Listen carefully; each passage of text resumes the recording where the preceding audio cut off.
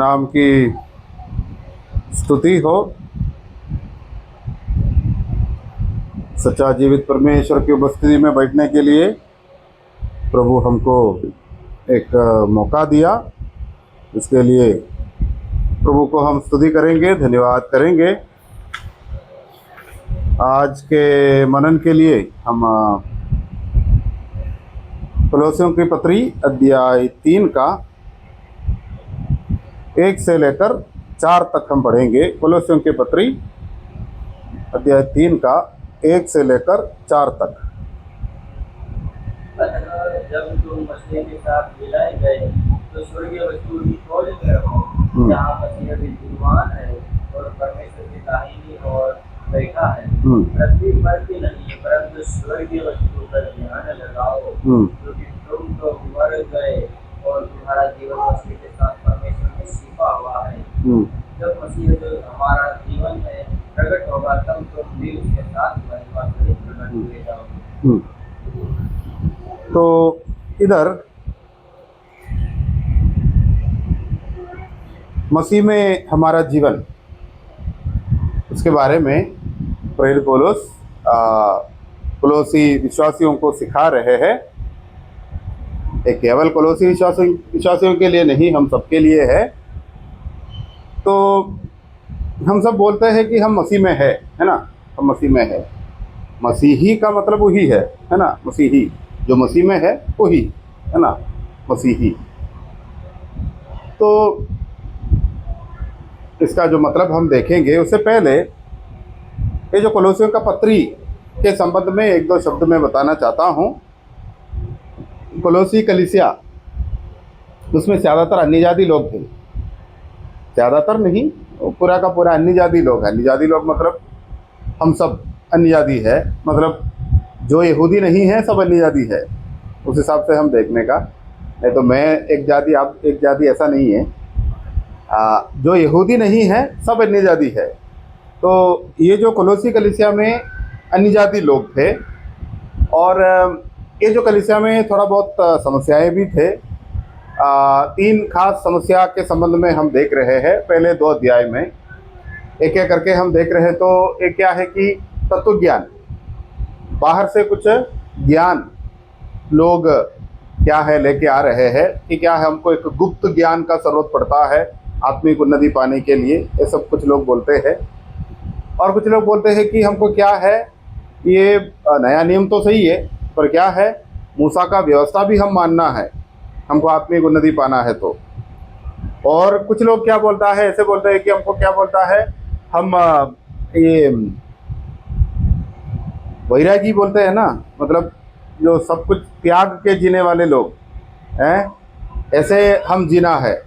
ये छूना नहीं, ये खाना नहीं, ये करना ही करना, वो नहीं करना, इसके साथ इसमें हाथ तो नहीं लगाने का है ना, इसमें हाथ लगाए तो हम पापी बन जाएगा, ऐसा करके कुछ लोग ऐसे भी बताते हैं। तो ऐसे कुछ समस्याओं को क्या है, ये जो कोलोसी कलीसिया जो सामना कर रहे थे, तो उसका मतलब क्या है, वो उसके विरुद्ध प्रेरित पौलुस पहले 2 अध्याय लिखा है कोलोसियों के लिए। पहले 2 अध्याय उस बातों के विरुद्ध, उसमें सबका मतलब समझाते समझाते, खास करके हम जो हम अपना भाषा में बोल रहे हैं, तो खरा उपदेश, जो बुनियादी उपदेश जो है, वो पहले 2 अध्याय में बताया है। और 3 और 4 में जब हम आते हैं, उधर प्रेरित पौलुस क्या है, हमारा व्यवहारिक जीवन में हम कैसे होना है, हमारा चाल चलन कैसे होना है। ये खरा उपदेश हमेशा हमारे विश्वास के संबंध में, समझ में आ रहा है, विश्वास के संबंध में कि हम क्या विश्वास करना है, इसमें गलत उपदेश क्या है, सही उपदेश क्या है, वो सब बातें खरा उपदेश में आते हैं। और बाकी जो है हमारे व्यवहारिक जीवन में, दिन प्रतिदिन के जीवन में हम कैसे जीना है, उसके संबंध में बता रहे हैं। हम ये जो प्रेरित पौलुस का पत्रिकाएं जब हम देखते हैं, तो क्या बोलता है, सारे पत्रिकाएं में ऐसा है, पहले क्या है, खरा उपदेश सिखाते हैं, उस पश्चात व्यवहारिक जीवन में कैसे रहना है उसके बारे में सिखाते हैं। इसका मतलब ये है कि दुनिया को एक न्याय होता है ना, दुनिया को एक न्याय है, कुछ मर्यादाएं हैं, है ना। देखो ये बाहर का लोग सीधा हमारे पास आके झगड़ा करते हैं, नहीं ना। तो सब लोग अपने अपने काम देखते हैं। गांव में क्या है, कोई हमारे खेत में आके चोरी कर रहे तो सब लोग आके चोरी कर रहे तो क्या करेंगे, है ना। तो सबको हम उनके क्या है खेत में नहीं जाते हैं, और क्या है उनका कुछ सामान नहीं लेके आते हैं, हमारा सामान वो नहीं लेके जाते। ये कानून है इधर, है ना। ये कानून सब कैसे आते हैं समझो, ये सब ये दुनिया का एक मर्यादा है, मर्यादा के अनुसार ही आते हैं, है ना। पर हमारा मर्यादा इससे भी बढ़कर है, इससे भी बेहतर है हमारा। हम नैतिकता बोल सकता है, नैतिकता कि नैतिक बातें, हमारा सोच विचार, हमारा चाल चलन दुनिया से भी 100 गुना बेहतर है। क्योंकि हमारा ये नैतिकता जो है कहाँ से आते हैं पता है, ये खरा उपदेश से आते हैं। दुनिया का नैतिकता तो बदलते रहते हैं, है ना। दुनिया का नैतिकता जब ये जो पीढ़ी पीढ़ी आगे आते हैं तो क्या बोलते हैं, बदल जाते हैं, है ना। ये पुराने ज़माने में मैं एक ऐसा एक उदाहरण सुना है, मैं आपको बताना चाहता हूँ। टीवी में क्या बोलता है, ये लड़कियाँ छोटे कपड़े पहन के आते हैं प्रोग्राम में, वो क्या है गलत समझते थे लोग, है ना, गलत समझते थे। जब लोग घर में टीवी देखते हैं तो क्या है ऐसे कुछ छोटा कपड़ा पहन के कोई लड़की आते हैं तो क्या बोलता है, टीवी बंद कर देते थे। हाँ, वो मम्मी पापा घर में है तो टीवी बंद करते हैं क्योंकि बच्चे ये नहीं देखना है ना। अभी तो क्या है, सब लोग ऐसे ही कपड़े पहन के दुनिया में घूमते हैं। मतलब उस ज़माने में वो गलत था, पर ये ज़माने में ये गलत नहीं है ना। दुनिया का ये जो नज़रिया बदलते रहते हैं, दुनिया का कानून भी बदलते रहते हैं, है ना। तो हमारा तो ऐसा नहीं है। जो खरा उपदेश दिया गया है वो खरा उपदेश से क्या आना है, ये व्यावहारिक बातों के संबंध में, मतलब नैतिक उपदेश भी उसमें से निकलना है। ओके, इसमें से निकलना है। और देखो अभी धर्म के बारे में सोच लीजिएगा। हर एक धर्म में लोग क्या बोलता है, उसका एक क्या बोलता है, प्रार्थना का एक तरीका होता है ना। पूजा वूजा सब होते हैं हर एक धर्म में, अलग अलग धर्म में अलग अलग रीति से होते हैं। पर अगर कोई ये सब करते हैं, समझो जब करते हैं बहुत भक्ति के साथ करते हैं, है ना, बहुत भक्ति के साथ करते हैं, वो प्रार्थना करके नहा के ये वो, है ना, वो सब बातें बहुत भक्ति के साथ करते हैं।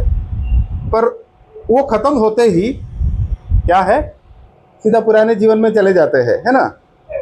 तो उधर क्या है, जो दारू पी रहे तो फिर दारू पिएगा, है ना, और सिगरेट पी रहे तो फिर सिगरेट पिएगा, और क्या है जो पड़ोसी के साथ झगड़ा चल रहे तो वो ऐसे ही रहेंगे, है ना।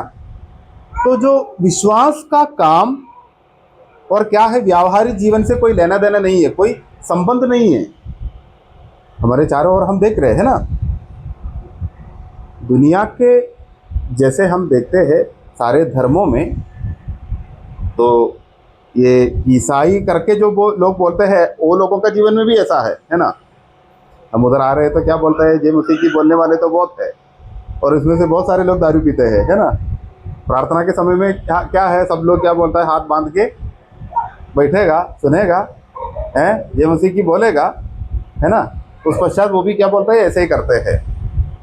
पर सच में जो प्रभु के भक्त है, जो उद्धार पाया हुआ लोग है, उनके लिए क्या बोलता है, जो उपदेश दिया गया है वो उपदेश हमारे जीवन में अमल में लाना है, वो हमारा जिम्मेदारी है। इसको छोड़ कोई परमेश्वर के सामने कोई न्याय नहीं है। बाकी सारे जो ये जो धर्म बोलते हैं सब में क्या बोलता है, जब वो प्रार्थना करते हैं, वो जो क्या है वो कुछ भी जो करते हैं उस समय बहुत भक्ति के साथ करते हैं, उस पश्चात क्या बोलता है, पुराना जीवन में वापस चले जाते हैं। पर हमको ऐसा नहीं जा सकता। हमको जो सिखा रहे हैं, जो आराधना में आ रहे हैं, वो सब क्या है, हमारे जीवन का, जीवन के हर पल में वो होना ज़रूरी है, ज़रूरी है, ज़रूरी है। तो इसमें कोई दूसरा ऑप्शन हमको नहीं है। तो इधर जैसे मैंने बोला कि पहले 2 अध्याय में खरा उपदेश दिया है, वो हमारा विश्वास क्या है, वो हमारा चाल चलन भी ऐसा होना है ना। तो खरा उपदेश में हमारा विश्वास के संबंध में बताकर उस पश्चात हम उसके अनुसार कैसे जीना है उसके बारे में बताया गया है। ओके, तो इसमें हम क्या है, इसमें हम ये जो जो जो हमने ये जो बात पढ़ा उसमें हम आएंगे। तो क्या है कि उधर हम क्या देख रहे हैं, हम मसीह में है, इसका मतलब क्या है, उसके बारे में ये जो 4 आयत में बताया है। ये आज पूरा शायद नहीं बोल पाएगा, फिर भी कुछ बातें मैं आपके सामने रखना चाहता हूँ। पहला बात क्या है, जो तीसरी आयत का पहला भाग पढ़ लीजिएगा। तीसरी आयत का पहला भाग, क्योंकि तुम तो मर गए और तुम्हारा क्योंकि तुम तो मर गए, बस इतना काफी है। तो हम मसीही क्या है, मर गए हैं, है ना। तो मसीही बोलते हैं, हम यीशु मसीह में है करके बोलते हैं, उसका मतलब क्या है, हम मर गया है। हम मर गया है किसके साथ, यीशु मसीह के साथ हम मर गया है, मर गया है। इसके बारे में पहले बोला है, फिर भी एक आयत पढ़ के हम आगे जाएंगे। रोमियो का पत्री अध्याय 6 का 6, रोमियो का पत्री अध्याय 6 का 6। हम जानते हैं कि हमारा पुराना मनुष्य के साथ क्रूस पर चढ़ाया गया है, हाँ पाप का शरीर व्यक्त हो जाए हाँ और हम आगे के पाप की ताकत में न रहें। हाँ। तो क्या है, प्रभु यीशु मसीह के साथ हम क्रूस पर हमारा पुराना मनुष्यत्व को चढ़ाया, है ना। तो पुराना मनुष्य तो मर गया, पुराना मनुष्य मर गया। तो ये जो मर गया करके जब हम बोलते हैं, पाप के लिए मरा है ना, पाप के लिए मरा है। तो देखना, तो यीशु मसीह का मृत्यु, यीशु मसीह मर गया और हम भी उसके साथ मर गया है ना। यीशु मसीह के मृत्यु के बारे में हम हमेशा याद करते हैं, है ना, हमेशा हम याद करते हैं।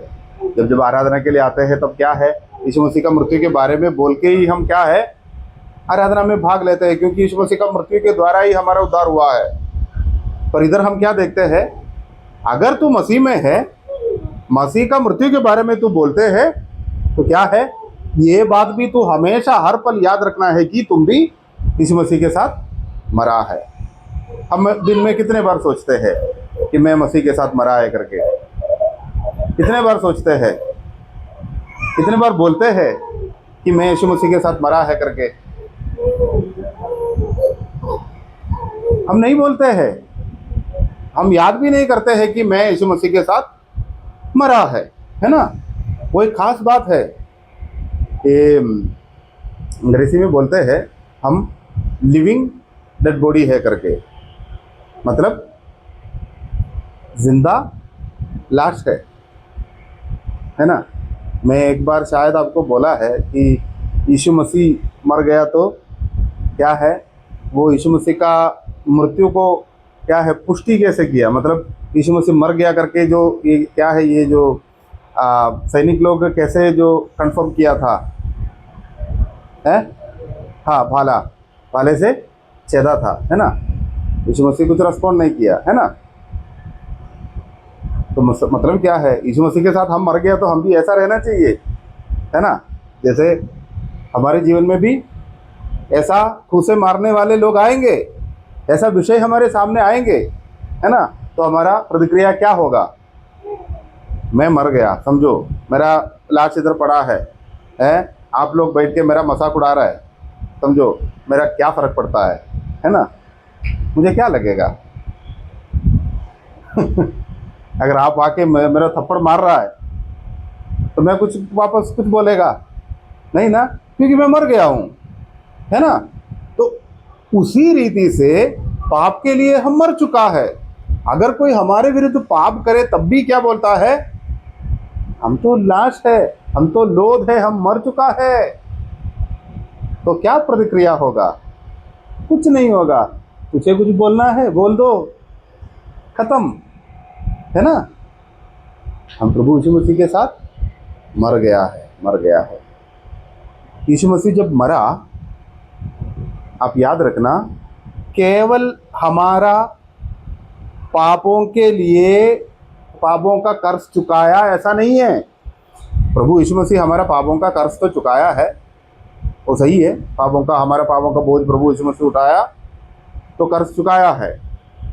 साथ साथ ये पाप का एक ताकत है ना, पाप का ताकत है, उस ताकत को भी क्या है, प्रभु यीशु मसीह ने हराया है।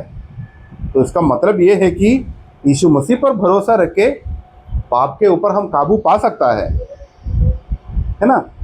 तो प्रभु यीशु मसीह केवल क्या बोलता है, हाँ ये लोग पाप किया है, उनका बदले में क्या है, मैं अपना जान देता हूँ, ओके खत्म, सब सेटल हो गया, ऐसा नहीं है। पाप का ताकत को भी प्रभु यीशु मसीह ने, बोलते हैं ना, शैतान का सिर को कुचला है, शैतान तो हार गया। तो ये बात हम हमेशा याद रखना है, ओके। तो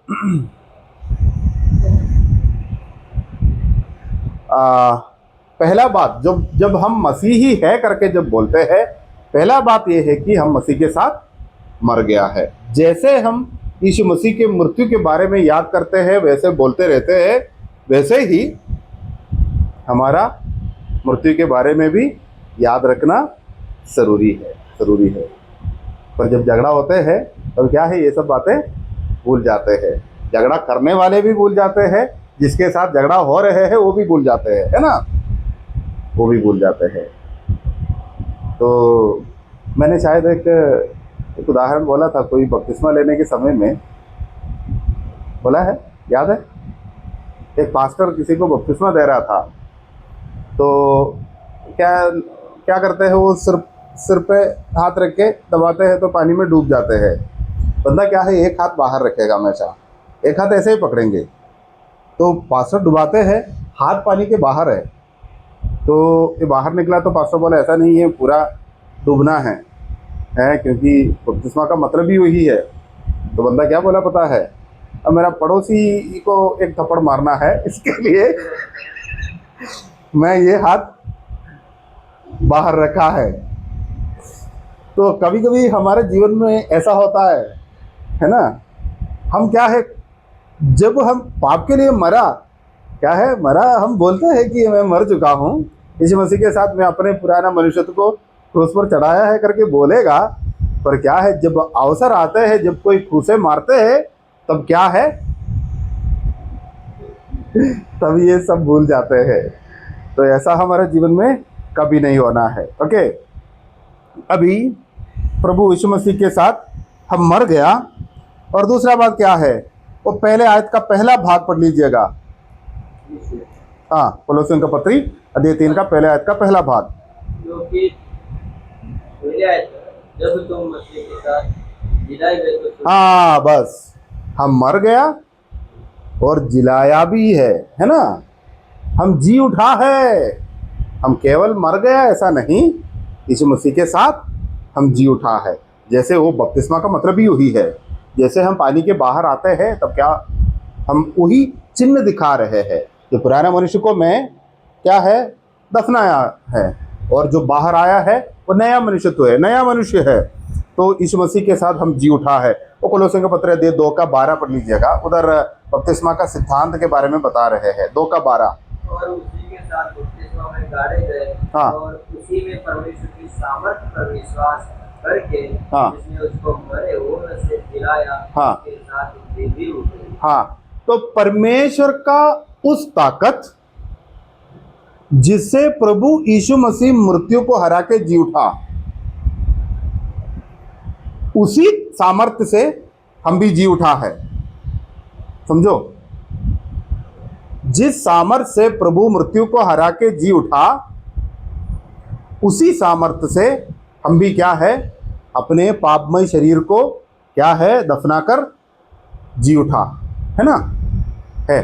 तो ये ताकत हमें चलाते हैं, ये ताकत हमारे साथ है, ये भूलना नहीं, ये ताकत ही हमें चलाते हैं। एक बात हमेशा याद रखो, हम एक एक हार माना हुआ एक नेता के चेले नहीं हैं।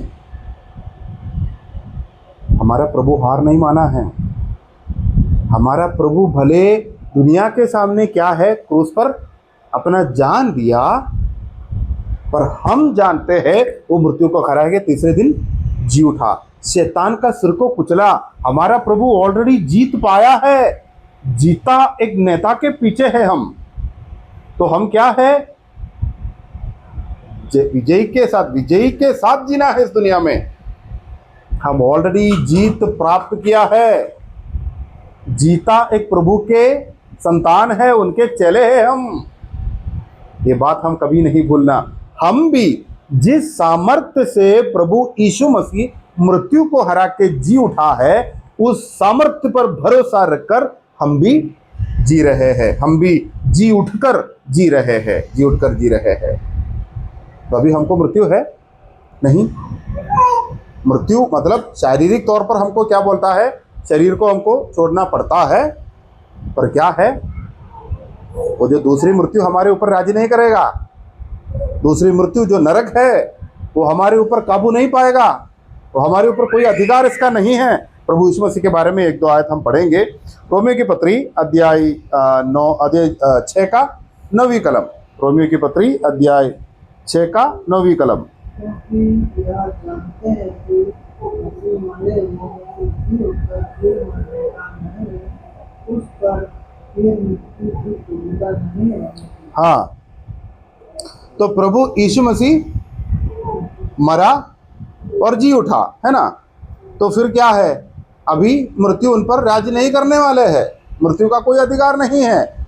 वैसे ही हमारे ऊपर भी मृत्यु का कोई अधिकार नहीं है। देखो, हम बोलते हैं ना, हमको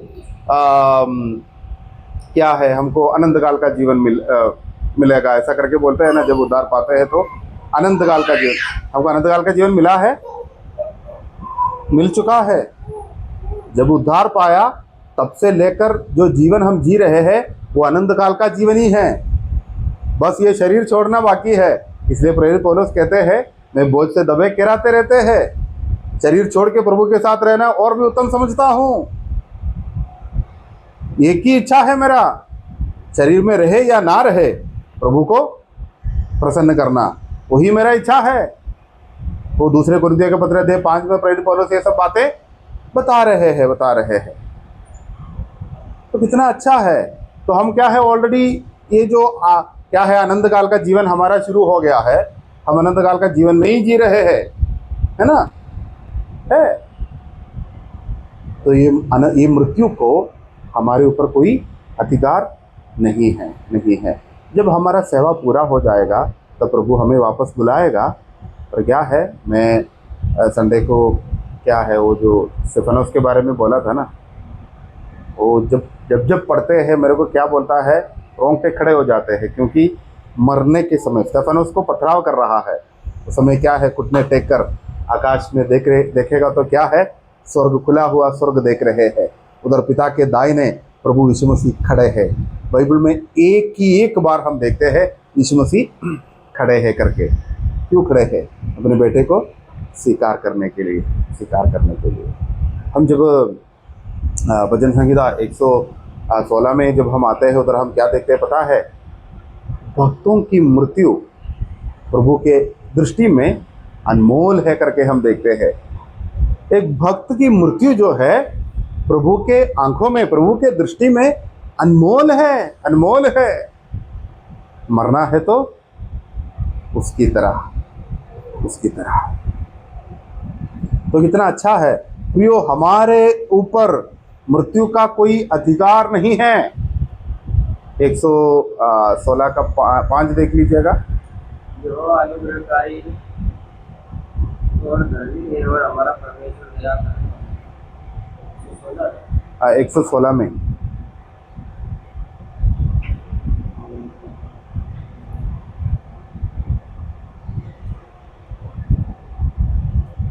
भक्तों की मृत्यु, यहोवा के भक्तों की मृत्यु उसकी दृष्टि में अनमोल है। हाँ, उसकी दृष्टि में अनमोल है। वो कौन सा, कितना, 15वें वचन में तो कितना बड़ा बात है प्रियो, हम क्या है, यीशु मसीह के साथ हम जी उठे हैं, जी उठे हैं।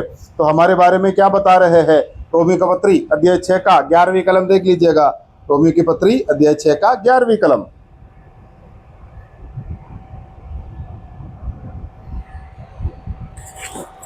जैसे ही तुम भी अपने आप को पाप के लिए तो मरा, हाँ। परमेश्वर के लिए मसीह यीशु में जीवित समझो। हाँ, मसीह यीशु में हम जीवित है, जीवित है। तो कितना अच्छा एक बात है प्रियो। तो बात यह है, हमारा विषय क्या है कि हम मसीही है, मसीह में है करके जब बोलते हैं, इसका पहला मतलब क्या है कि हम मसीह के साथ मर गया। दूसरा बात क्या है कि मसीह के साथ जी उठा है, जी उठा है। अभी ये जो जब हम मसीह के साथ जी उठा है ना, तो अब नया नया जीवन है ना, नई सृष्टि है, नया जीवन है हमारा। तो क्या हम जी उठने के बाद, मसीह के साथ जी उठने के बाद फिर मर जाएगा आत्मिक तौर पे? आत्मिक तौर पे फिर मर जाएगा है? तो फिर लोग क्या है, विश्वास छोड़ के क्यों चले जाते हैं? कुछ लोग विश्वास छोड़ के क्या है, हम बोलते हैं ना, वो पीछे हट गए ऐसा करके बोलते हैं ना। बाइबल में भी कुछ लोग प्रेरित पौलुस बोलते हैं, देमास के बारे में बोलते हैं, हुमनेओस, अलेक्जेंडर, ये सब लोगों के बारे में बाइबल में लिखा है, क्योंकि विश्वास रूपी जहाज डूब गया, ऐसा करके ऐसे लोगों के बारे में बता रहे हैं। तो ऐसा है कि चर्चा भी, मतलब ऐसा एक बहस भी चल रहा है हमारे लोगों के बीच में कि कुछ लोग बोलते हैं कि जो यीशु मसीह में जी उठा है, दार पाके वो जी उठा है, तो वो लोग क्या है, फिर मर सकता है आत्मिक तौर पर, ऐसे कुछ लोग बोलते हैं। तो इसका वो लोग का जो पॉइंट क्या है कि जो लोग पीछे हट जाते हैं, ऐसे लोग है करके बता रहे हैं। पर ऐसा नहीं है। हम यीशु मसीह के साथ एक बार जी उठा तो फिर हम नहीं मरेंगे, फिर हम आत्मिक तौर पर नहीं मरेंगे। पर एक खतरा है, वो हम देखेंगे। एफेसियों के पत्र अध्याय 5 का 16, एफेसियों के पत्र अध्याय 5 का 14 5 का 14। इस कारण वह कहता है, हाँ हे सोने वाले हाँ जाग, हाँ और मुर्दों में से जी उठ, हाँ तो मसीह की ज्योति को दिखा सबके। हे सोने वाले जागो, जागो, और मरे हुओं में से, मरे हुओं में से जी उठ, है ना। तो ये मरे हुए लोग कौन है? आत्मिक तौर पर मरे हुए लोग, जो उद्धार नहीं पाया है, ऐसे लोगों के बीच में, ऐसे लोगों के बीच में सोने वाले विश्वासी लोग भी है ना। तो कुछ लोग आत्मिक तौर पर सो जाते हैं, सो जाते हैं। तो हमारे जीवन में ऐसा नहीं होना है। हम आत्मिक तौर पर जी उठा, इसका मतलब ये है कि हम आत्मिक तौर पर कभी मरने वाला नहीं है। पर क्या है, कभी कभी सो सकता है, सो सकता है, सो सकता है। तो ऐसा नहीं होना है। ओके, अभी तो हम दो बात देखा कि मसीह के साथ मरा और मसीह के साथ जी उठा। ओके, अभी हम एक आयत देखेंगे, वो तीसरी आयत का, कोलोसी की पत्री अध्याय 3 का तीसरी आयत का जो आखिरी भाग। और तुम्हारा जीवन मसीह के साथ परमेश्वर में छिपा हुआ है। हाँ, तुम्हारा जीवन मसीह के साथ परमेश्वर में छिपा हुआ है। इसका मतलब क्या है?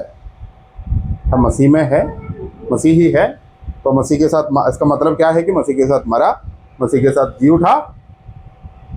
अभी कहते हैं तुम्हारा जीवन मसीह के साथ, हमारा जीवन क्या है? वो प्रभु यीशु मसीह के द्वारा मिला हुआ जीवन है ना। वो बात हम कहाँ देखते हैं? यूहन्ना रचित समाचार अध्याय 1 का 4 देख लीजिएगा। यूहन्ना रचित समाचार अध्याय 1 का 4।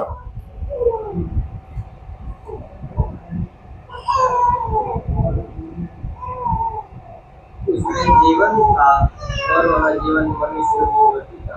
हाँ, उसमें जीवन था और जीवन मनुष्यों की ज्योति था, है ना। तो यीशु मसीह जब दुनिया में आया, यीशु मसीह के बारे में बता रहे, यीशु मसीह आने से पहले क्या है, हम आत्मिक तौर पर मरे हुए लोग थे, है ना। यीशु मसीह में से हमको वो जीवन मिला है। और इधर हम क्या देखते हैं, हमारा जीवन मसीह में, मसीह के साथ परमेश्वर में हाँ छुपा हुआ है, छुपा हुआ है। तो इसका मतलब ये है कि हमारा ये एक क्या है, हमारा उद्धार का सुरक्षा है। कुछ लोग बोलते हैं कि हमारा उद्धार नष्ट हो जाएगा, है ना। हमारा उद्धार कभी नष्ट नहीं होगा, क्योंकि जो मसीह के साथ मरे हैं, मसीह के साथ जी उठे हैं, उनका जीवन क्या है, मसीह के साथ परमेश्वर में छिपा हुआ है, छिपा हुआ है। इसका मतलब ये है कि हमारा असली पहचान दुनिया के सामने अभी प्रकट नहीं होने वाला है। हमारा असली पहचान मसीह के साथ क्या है, परमेश्वर में छिपा हुआ है। तो हमारी ये दुनिया जब देखते हैं तो क्या है, हमें क्या, जो हम क्या है, जब देखते ही पता चलेगा क्या ये मसीही है, पता नहीं चलेगा, पता नहीं चलेगा। वो हमारा चाल चलन के द्वारा उनको पता चलना चाहिए, वो हमारा जिम्मेदारी है। पर हमारा असली पहचान जो यीशु मसीह के द्वारा हमको मिला हुआ महिमावन जीवन, तो क्या है, वो दुनिया के सामने अभी प्रकट नहीं होगा, दुनिया के सामने प्रकट नहीं होगा, है ना। तो कब प्रकट होगा, तो यीशु मसीह के आने में ये सब बातें प्रकट होने वाला है। जब प्रभु यीशु मसीह आया, तो प्रभु यीशु मसीह के बारे में हम पढ़ते हैं यूहन्ना रचित समाचार अध्याय 14 का 19। यूहन्ना रचित समाचार अध्याय 14 का 19। और थोड़ी देर रह गई है हाँ कि संसार मुझे न देखेगा, हाँ, परंतु संसार मुझे न देखेगा, तुम मुझे देखोगे, हाँ इसलिए कि मैं जीवित हूँ, हाँ तुम भी जीवित रहोगे। हाँ। तो तुम देखने वाले हैं, जैसे यीशु मसीह को लोग नहीं पहचानते हैं, वैसे हमें भी उस रीति से नहीं पहचानने वाले हैं। पर जब प्रभु यीशु मसीह प्रकट होगा, तब क्या है, उनके साथ हम भी प्रकट हो जाएंगे, प्रकट हो जाएंगे, है ना। तो हमारा जीवन मसीह के साथ परमेश्वर में छिपा हुआ है करके जब बोलते हैं, इसका मतलब ये है कि हमारा असली पहचान अभी बाहर नहीं निकलने वाले हैं। जब यीशु मसीह आएगा तब क्या है, उनके साथ हम भी रहेंगे, तब दुनिया देखेंगे, है ना। तो दुनिया को क्या है, ये समझाने का ज़रूरत नहीं होगा कि ये तो शंकर है, ये शैलेश के, ये पिंगी है, ये सब बोलने का ज़रूरत नहीं होगा, क्योंकि हमारा पहचान सबके सामने उसका खुलासा होगा, खुलासा होगा। तब तक क्या है, इसमें सबसे पहला बात क्या है कि ये हमारा क्या है, उद्धार का, हमारा उद्धार का सुरक्षा है। हमारा उद्धार कभी नष्ट नहीं होगा, क्योंकि हम यीशु मसीह के साथ, हमारा जीवन परमेश्वर में छुपा है। वो शैतान को क्या है, कुछ छू नहीं सकता, शैतान कुछ नहीं कर सकता, शैतान हमें परमेश्वर से छीन भी नहीं सकता। ओके, पर प्रभु से हमें क्या है, कोई हमें लेके नहीं जा सकता। इसके बारे में कई बार हम परमेश्वर के वचन में हम पढ़ते हैं। रोमियो का पत्र अध्याय 8 का 35। रोमियो की पत्री अध्याय 8 का 35।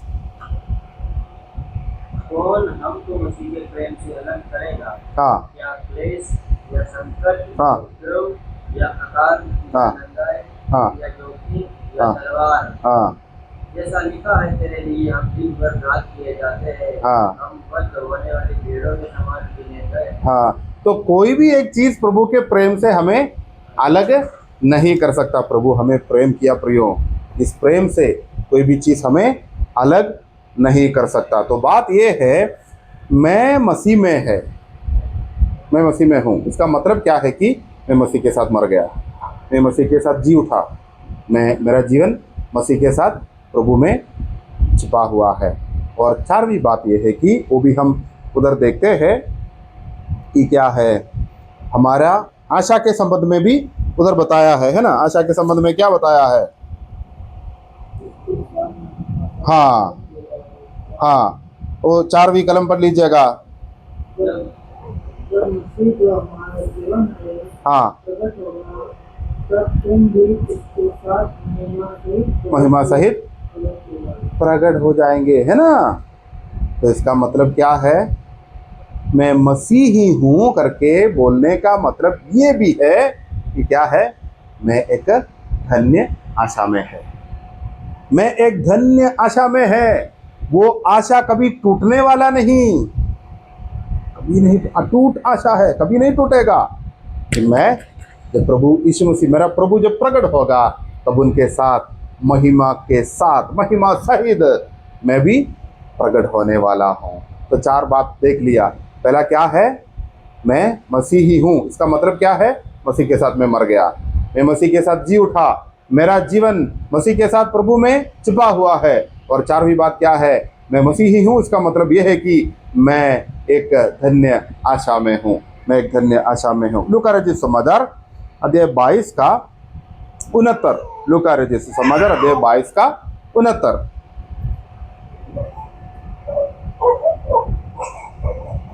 परंतु अब से मनुष्य का पुत्र सर्वशक्तिमान परमेश्वर के दाहिनी ओर बैठा रहेगा। हाँ, परमेश्वर के दाहिनी ओर यीशु मसीह बैठे हैं। और वो प्रभु क्या है? एक दिन प्रकट होने वाले हैं, है ना। जब वो प्रकट होगा तब हम भी, तो हमारे बारे में क्या लिखा है? फिलिपियों की पत्री 3 का 21वीं कलम। फिलिपियों की पत्री अध्याय 3 का 21वीं कलम।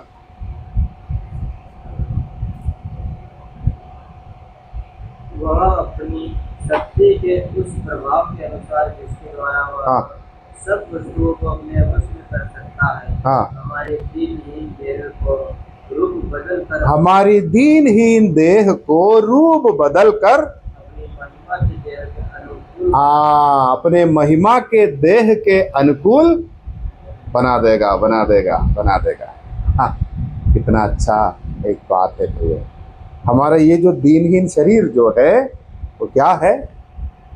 कोई क्या है? कोई कमी नहीं रहेगा। मसीह के उस महिमावन शरीर के अनुकूल परमेश्वर बना देगा, बना देगा। ऐसा एक दिन हमारे लिए रखे है। मसीह के साथ उस महिमा से हम, महिमा के साथ हम क्या है? प्रकट होने वाले हैं। एक आयत पढ़ के हम समाप्त करेंगे। रोमियो की पत्री 8 का 18। रोमियो की पत्री अध्याय 8 का 18। क्योंकि मैं समझता हूँ कि इस समय से दुख और क्लेश उस महिमा के सामने जो हम पर प्रकट होने वाली है कुछ भी नहीं। हाँ, तो हमारे ऊपर जो महिमा प्रकट होने वाले हैं उसके बारे में सोचो, तब क्या है? इस समय का कष्ट, इस समय का क्लेश कुछ भी नहीं। तो याद रखिएगा प्रियो, कैसा धन्य एक जीवन प्रभु हमको दिया है ना। हम मसीह में है। तो ये दुनिया के सारे क्लेशों के बारे में सोच लीजिएगा। घर में, दोस्तों के बीच में, क्या है, समाज में, जहाँ काम करते हैं वहाँ बहुत सारे क्लेश, कठिनाई को सहना पड़ रहा है ना। बहुत सारे क्लेश को सहना पड़ता है। पर क्या है? ये सब क्लेश क्या है? जो महिमा मेरे ऊपर प्रकट होने वाले हैं कल, जब यीशु मसीह आएगा तब उस महिमा के सामने एक क्लेश सब कितना हल्का है, कितना हल्का है। इसलिए प्रेरित पौलुस कहते हैं पल भर का हल्का सा क्लेश करके प्रेरित पौलुस इसलिए बता रहे है ना। तो महिमा के साथ हम एक दिन प्रकट होने वाले हैं। इतना अच्छा एक जीवन प्रभु हमको दिया है, इतना धन्य एक जीवन प्रभु हमको दिया है। तो हम क्यों डरने का, हमको निराश क्यों होने का प्रियो? इस दुनिया में क्लेश है, कठिनाई है, इस जीवन में दर्द है, सब है। पर क्या है? एक दिन प्रभु के साथ जो प्रकट होगा उस महिमा के साथ हम भी क्या है? हम दिखाई देने वाले हैं। उस समय क्या है?